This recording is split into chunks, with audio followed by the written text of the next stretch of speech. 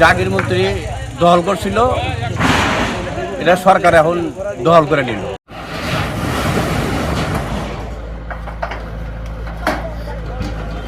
এই স্টেডিয়াম মুখে সব ছেলেপেলে করতে চাই, যাদের বয়স 15-র উপরে 30-এর নিচে, তাদেরকে স্টেডিয়ামে দেখতে চাই।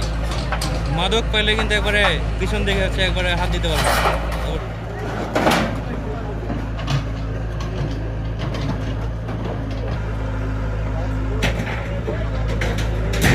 সঠিক প্যাড আর সঠিক তথ্য দিয়ে এসব সামলে নিব এক হয়ে। Monalisa sanitary napkin.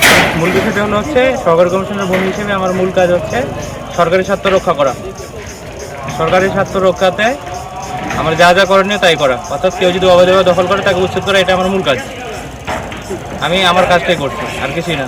এখানে কে মন্ত্রী এমপি এগুলো দেখার আমার সময় না।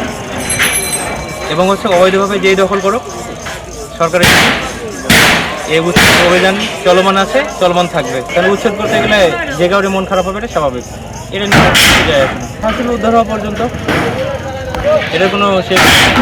যতক্ষণ অবৈধ দখল করতে থাকবে উচ্ছেদ করবে এবং তার পানিশমেন্ট থাকবে। আশা করি সরকারি জমি সরকারের হেফাজতেই থাকবে। আমাদের এখানে যে সম্পদটা সেটা হচ্ছে আমাদের 1 নম্বর খাস জমি, সরকারি সম্পত্তি। সরকারি সম্পত্তি হচ্ছে অবৈধভাবে যেই থাকুক, আমার মূল কাজ হচ্ছে হিসেবে মূল কাজ হচ্ছে সরকারি সম্পত্তি উদ্ধার করা। আমি আমার মূল কাজটা করছি। আর যার কথা বললেন, আসলে সরকারিভাবে নির্দেশনা আছে, তার নামে কোনো কিছু থাকলে এটা সরকার।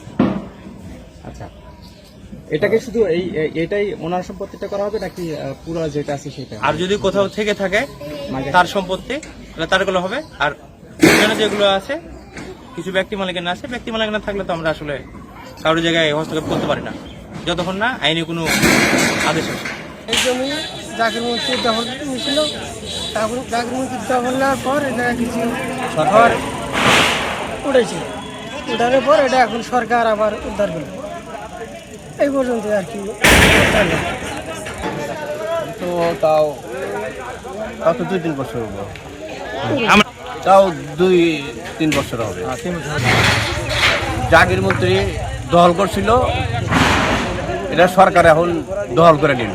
জমিটা ছিল জামালের, জাগির মন্ত্রী দখল করছিল, এটা সরকারে আর কি উদ্ধার করতেছে।